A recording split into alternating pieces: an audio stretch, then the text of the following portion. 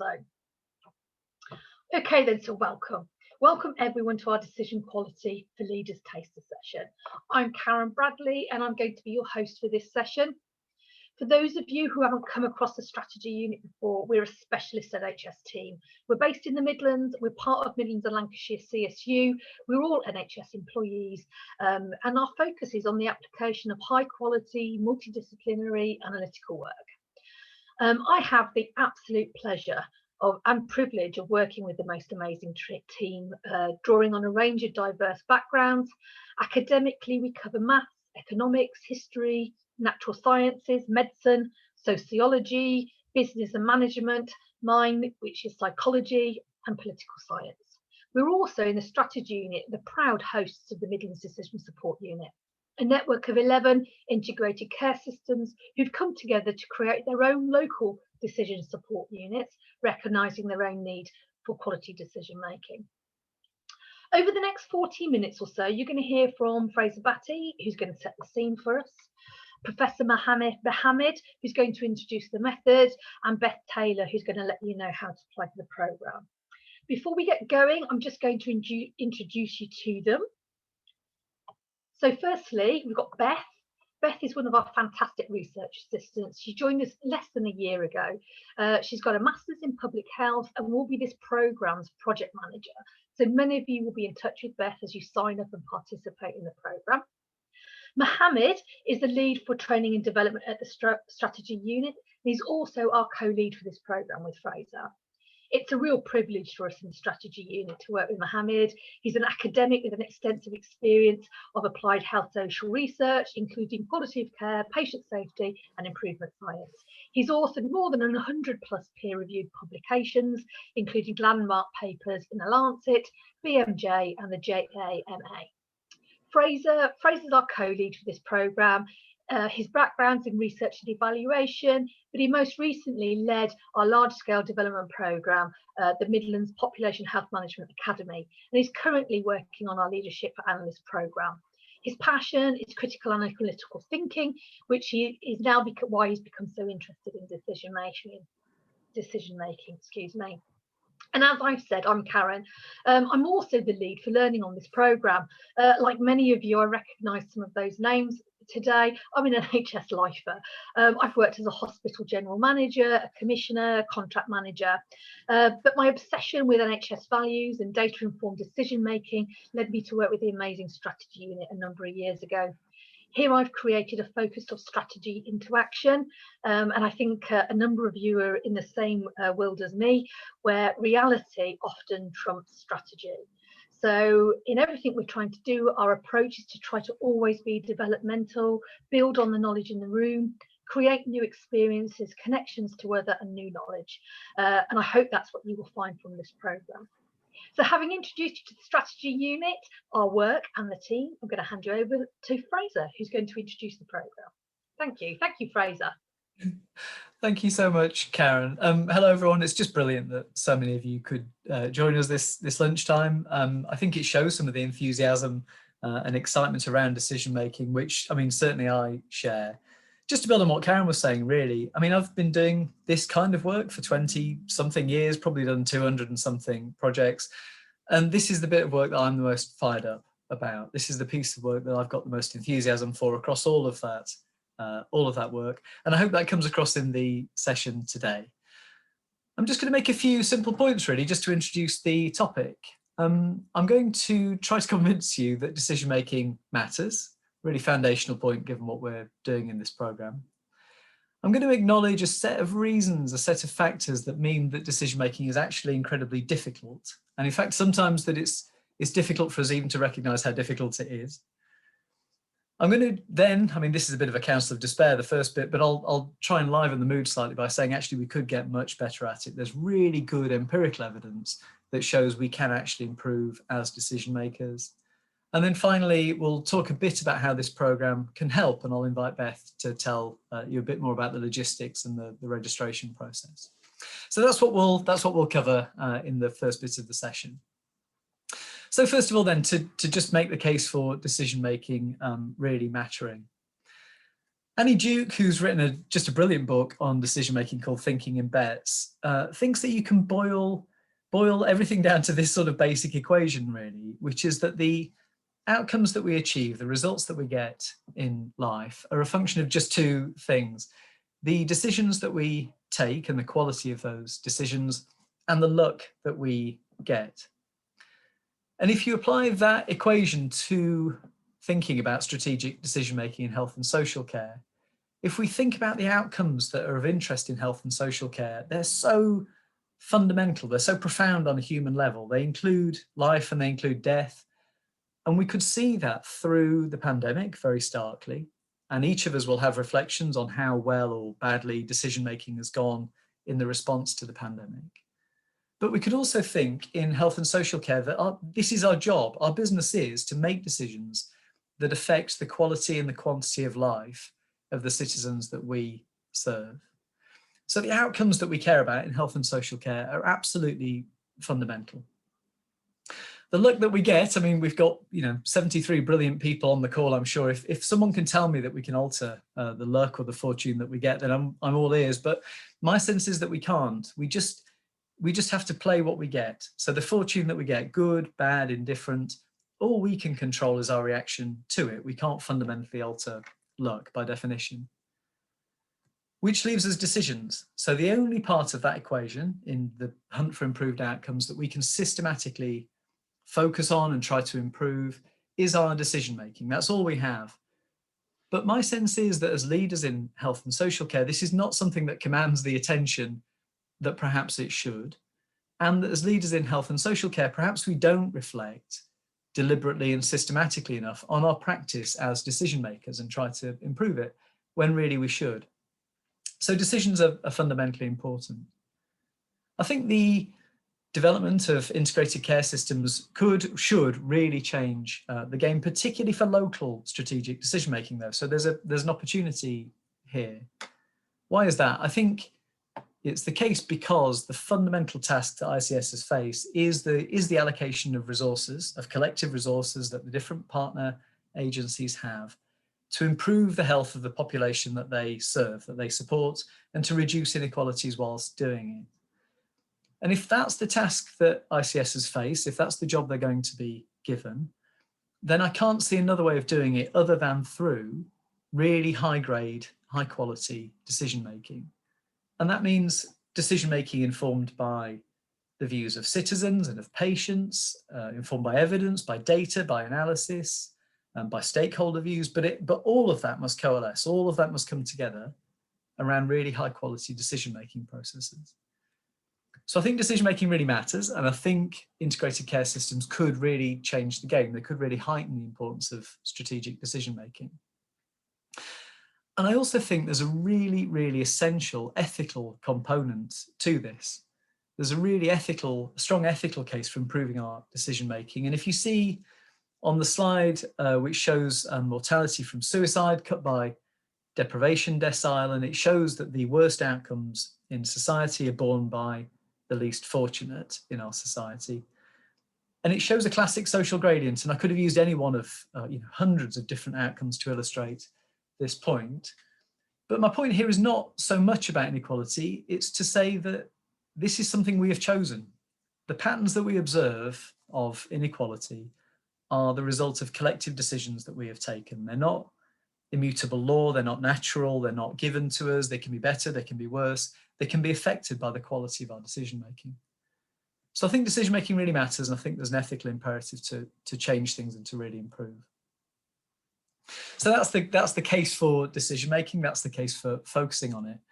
I also think though it is really important to acknowledge that it isn't easy. It's actually really tricky to be a good decision maker, and it's difficult from several different perspectives. First of all, it's difficult from the individual perspective. So we as humans have not evolved with the needs of very rational, very strategic, technical decision making in mind. We evolved for into a set of other niches. And the gap between what we have, our cognitive equipment, and the demands of rational decision making is increasingly well studied. And there are 188 biases and flaws that illustrate the gap between what we have and the way we think and act, and the needs of very rational strategic decision making.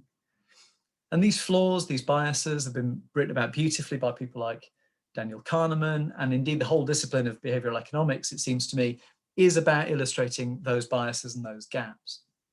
So we don't start well geared up as individuals for the needs of rational decision making. And some of those biases, some of the flaws in our thinking kind of combine to give us really bad blind spots, really big sort of mega biases in our thinking when we approach decision making. Some of these are that we overestimate our own competence. So there's, it's quite funny, but there's survey data that shows 90% of us think we're better than average drivers.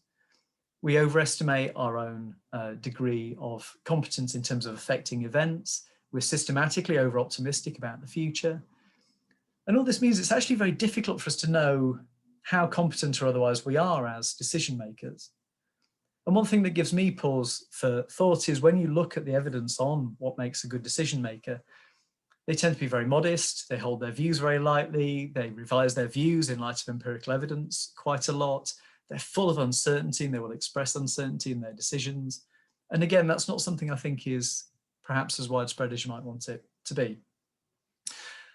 All of that evidence leads me at least to a pretty simple conclusion that we're less Spockish than we think we are, and we're more Homerish than we would want to be.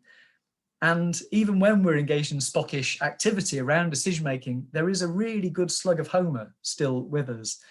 And it's very difficult to counteract that. And particularly as individuals, it's very difficult to counteract that.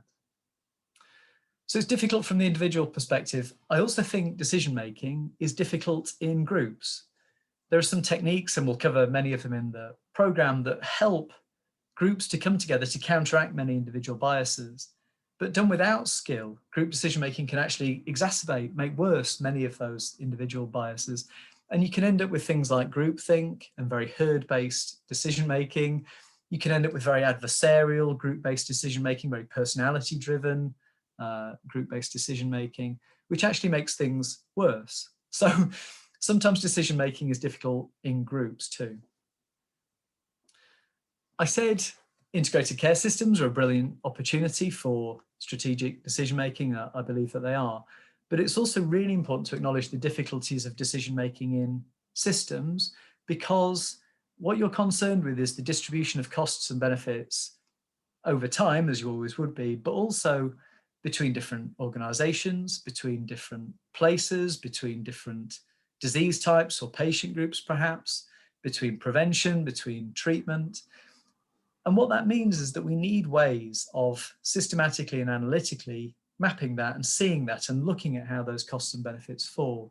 Again, not widely used set of techniques, but there are some, and we will cover them in the program. And then finally, in my little counsel of despair section, I think probably this might be the most fundamental and the most profound, although quite simple problem, which is that when we're talking about decision making in health and social care at a strategic level, the connection between the decision that we take and the result that we get out of it is often so messy, so circuitous, so uncertain, the causal chains are so long that I don't think you can, in that environment, usefully judge the quality of the decision by the outcome that you get. And that's highly, highly counterintuitive, I think. But if we can't judge the quality of a decision by the results that we get from it, we need some other way. We need some other technique for doing that. We need some other method for thinking about the quality of our decisions such that we can actually improve it. And that, again, that's a fundamental challenge that we'll pick up in the program.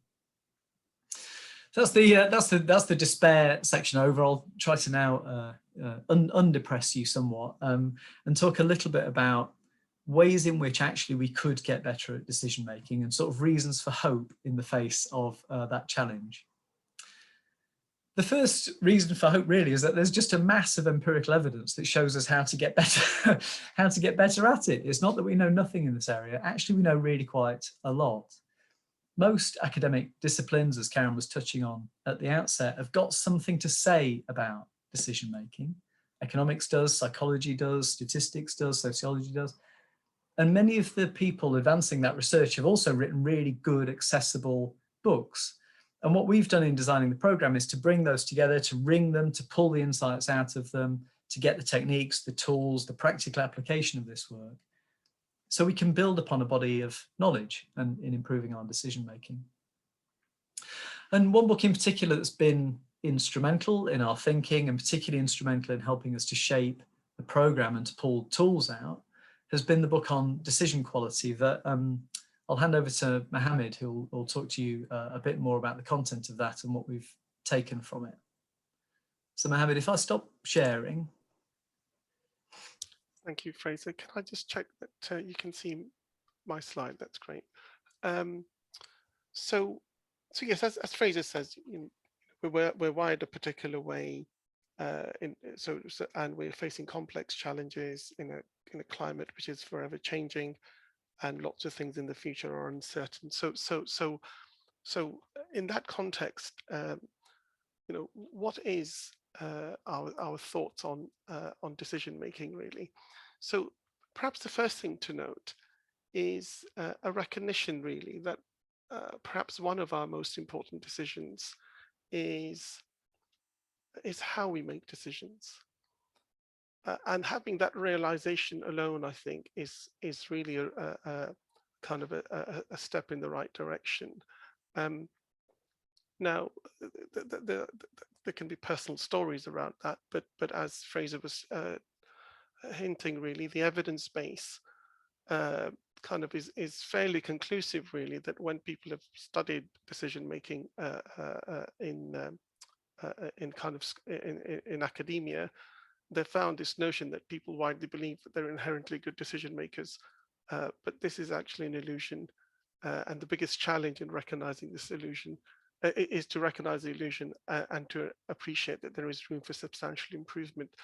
So as Fraser indicated, really, this is kind of not a counsel of despair, but actually some really useful things I think we might be able to do to help support that sense of improvement.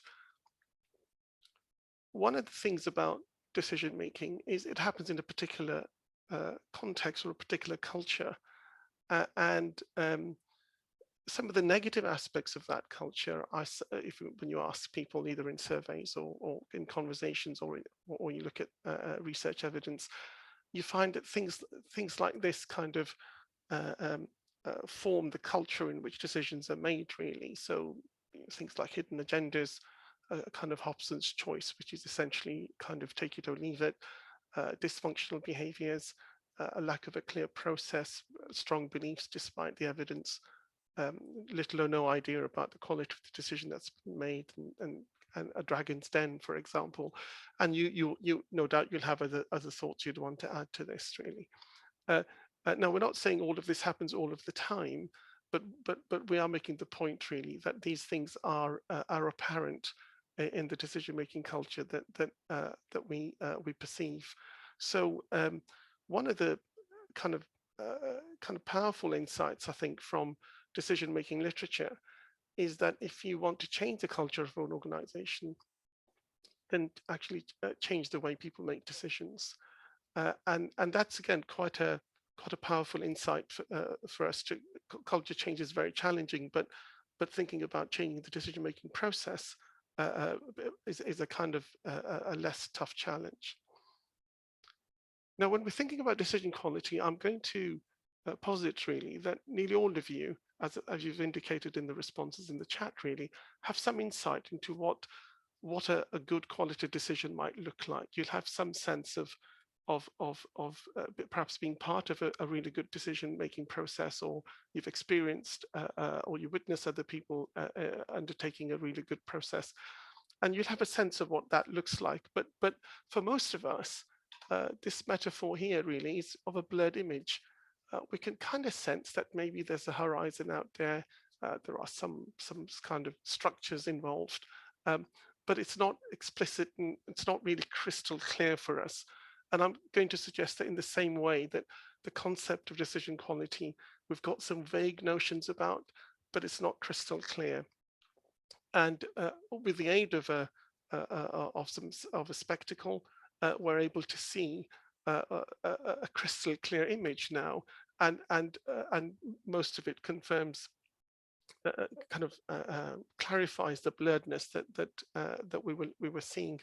So when it comes to decision quality, really based on the work of quite a few people, but several of them are Nobel Prize winners, we're able to clarify kind of 6 key dimensions in terms of decision quality. And the next slide will kind of show them more clearly, but just for now, having a sense of an appropriate frame. So basically the right question, thinking about credible creative alternatives. What are the values we're going to trade off? Reliable information, sound analysis, and a commitment to action.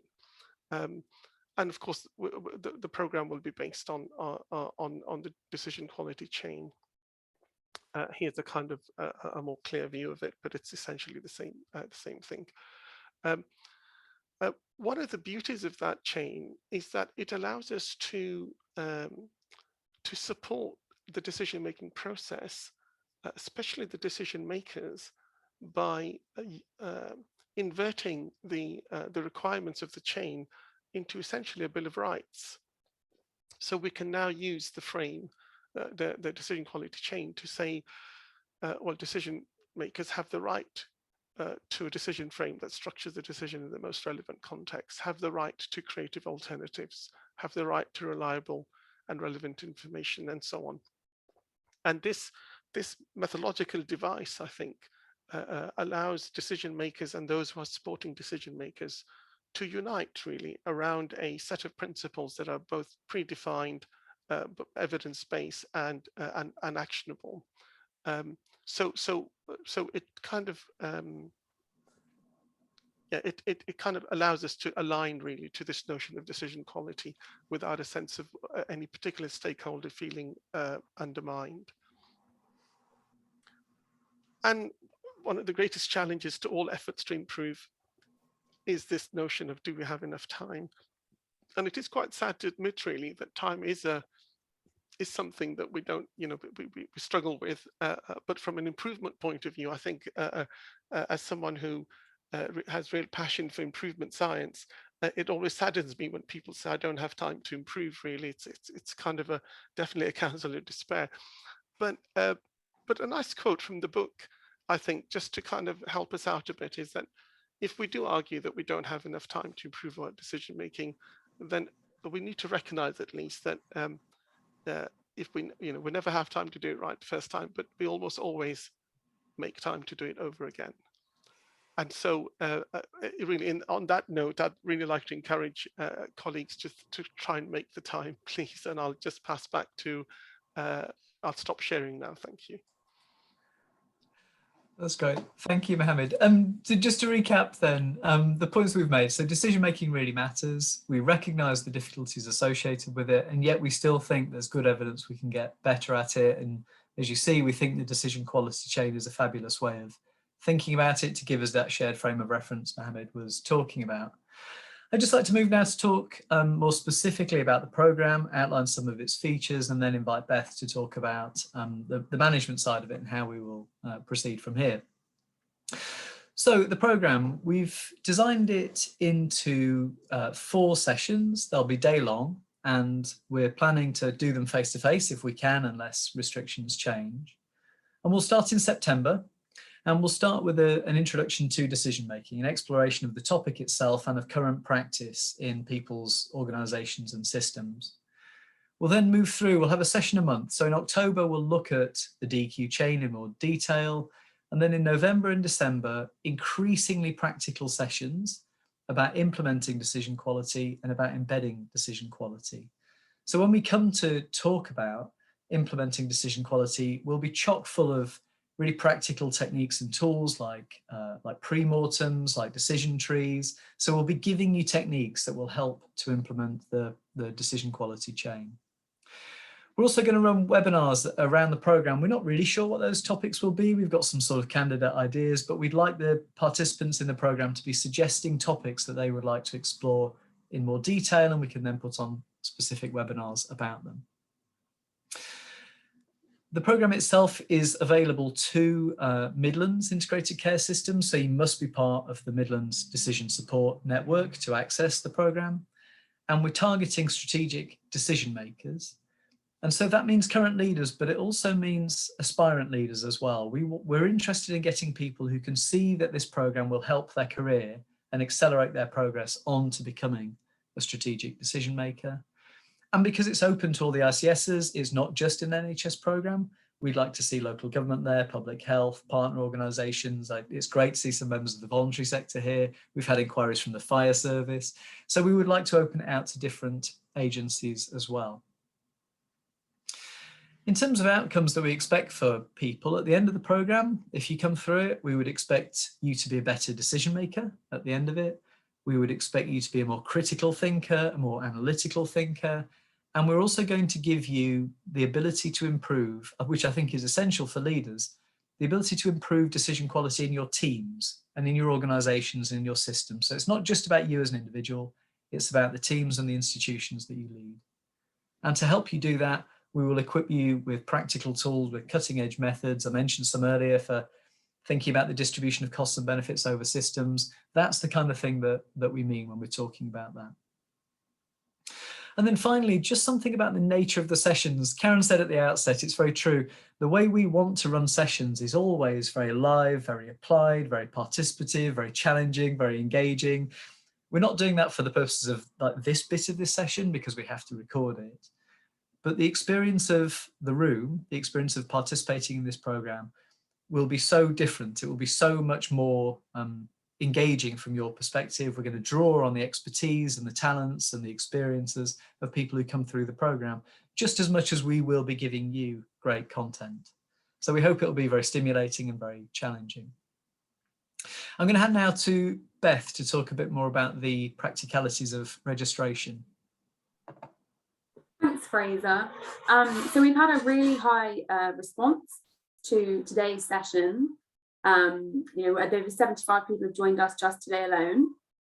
After the session, I'll send everyone an email with the slides and the recording. So if you think that the programme is something that would interest you, you can click the link in the email, which will take you to a Microsoft form. And then once we've collected all the forms, we're going to pass them over to the Decision Support Network lead, who will be in charge of allocating the places. For this first iteration of the programme, we're looking at 2 to 3 places per ICS, with a total of 30 places available. But as I said, we are hoping to do future versions of the programme. So if you are interested, do fill out the form and we'll keep everyone on file. Thanks, Fraser. Going to hand back to Karen then to round out the session, and we've got time for Q&A, I think. Great. Oh, excuse me, with my frog in my throat. And so now that's the end of the session. That's the recording finished with. And please, if you need to dash off, if you need to